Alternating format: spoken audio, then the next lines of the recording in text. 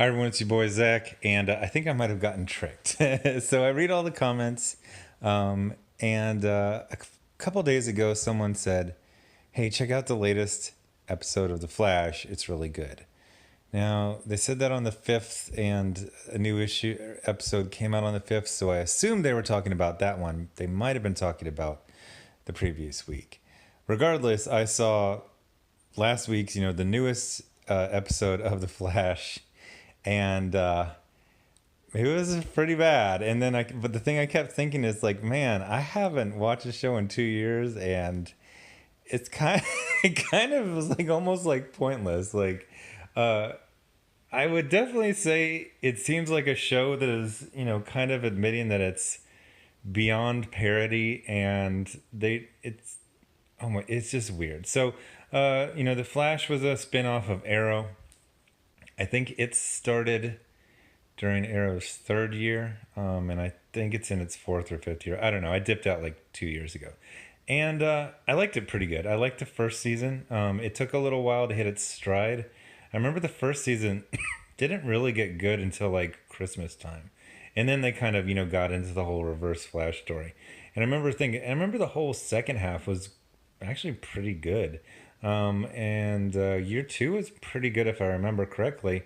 Um, and then it got just silly and weird and super repetitive. The thing that I started dipping out is when almost the entire cast had powers, and the same actor was playing a third or fourth character, and like ridiculously overcomplicated. Like there's this professor character, it's the same actor, Tom something, and he's good. He's good. He's real personable and charismatic. But like the fourth time they figured out a way to bring him back in a different character with the same face, you're like, all right, this is getting a little stupid. So I jumped right into, I think this episode 15, and yeah. So apparently the main bad guy is called Cicada, however you say it, and he's working class. I don't know. They went to his house, and he looks like he makes about 28 grand. It's Chris Klein from American Pie. This episode was not good, and it was just weird. So Ralph Dibny is in it, except for nobody had powers in this episode because I think Cicada damps. I don't know.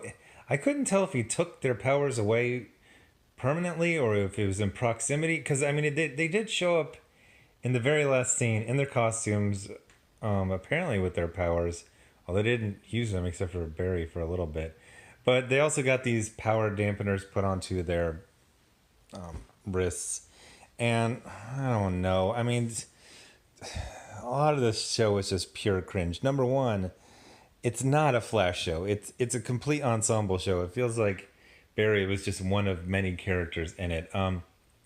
When Barry and Ralph go undercover as criminals, they're dressed, I am not kidding, exactly like the Butabi brothers from A Night at the Roxbury, like to a T. This little picture on the image, it looks like one guy has a trench coat. When he takes it off, he's dressed just like the other guy, and they got a little gold chain around their neck. Oh god, it's just bad. So there's a villain named Goldface, and he has like this under or what is it called, black market for guns, and they get in it so easy. They're like, "What's up? I'm a bad guy. Yeah, I'm super bad too." It's like they look like frat dudes. Come on, like nobody would sell these people weed because they look like they're either cops or gonna rat them out to cops. Like they just instantly get into this underground market that just looks like a basement to a church, and oh my gosh,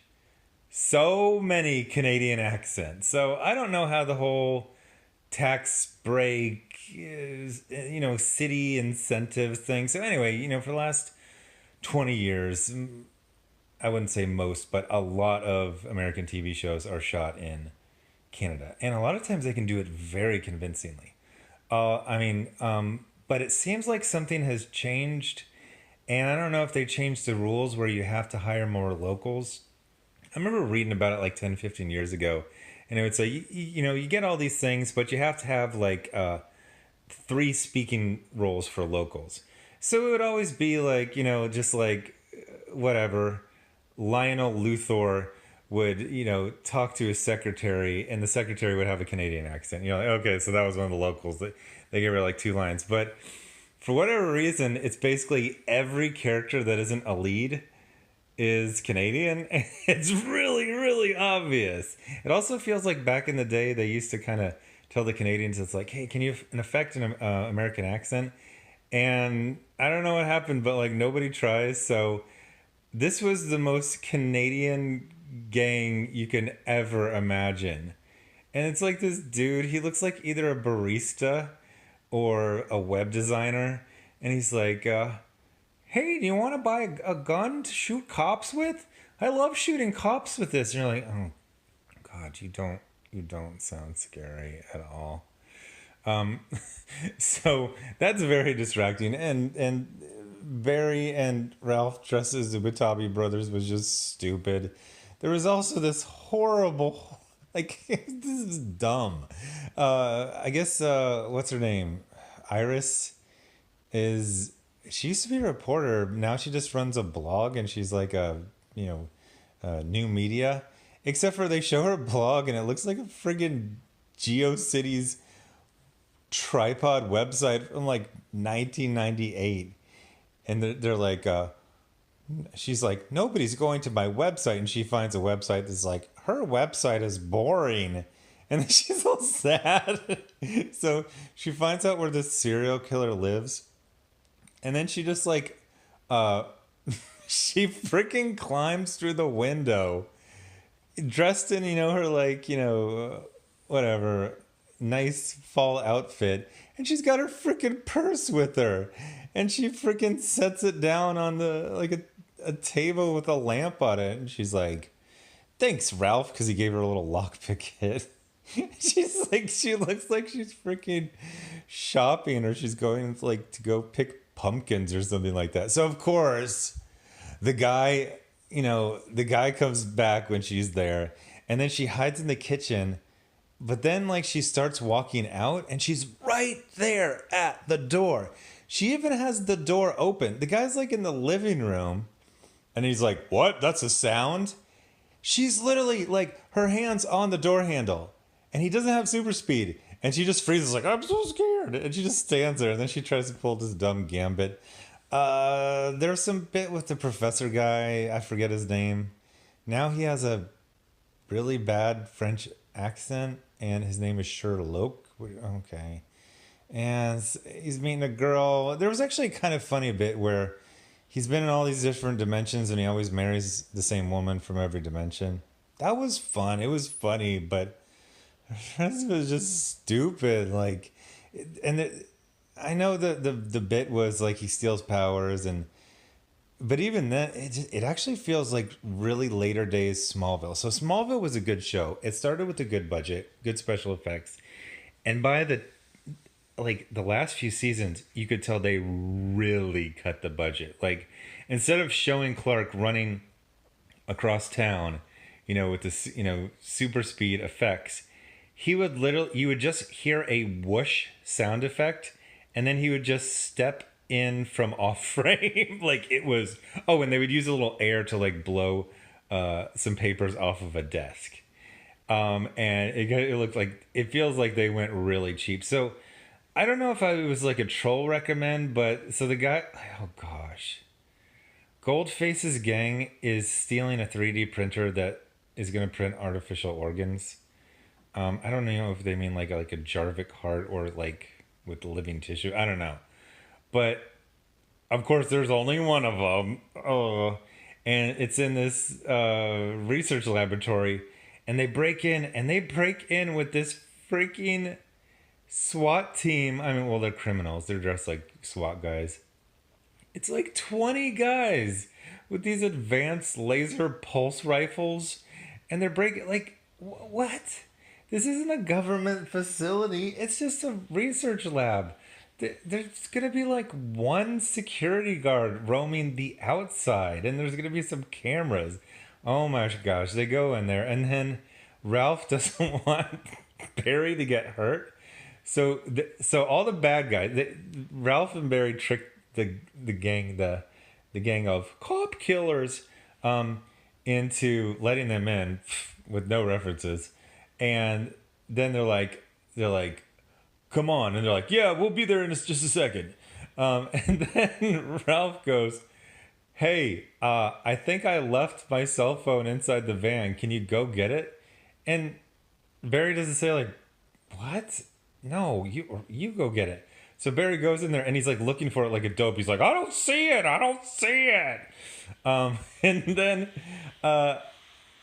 then Ralph just slams the door shut, turns it, and then Barry's like, let me out. I'm like, what? That's not how locks work in every vehicle I've even ever been in, that you lock the outside of it and then whoever is on the inside gets locked in. And then there's these bolts, except for they're not bolts, or screws. So then Barry takes a little like a hasp from some tie downs, and then he goes and he starts like slowly unscrewing the bolts. First of all, the bolts were clearly on the the housing of the door. A door isn't like, there's multiple layers to it. Like he could have used this method to get out in, I don't know, an hour or 4. So then whatever, it's stupid. The Ralph Dibny goes in there and he tries to knock out a guy. He gets captured, and then him Ralph, who I guess is a career criminal, but he seems more like a con artist. Him and Barry, who's a forensic examiner who probably has to go to the range once and qual on the the minimum qualifications.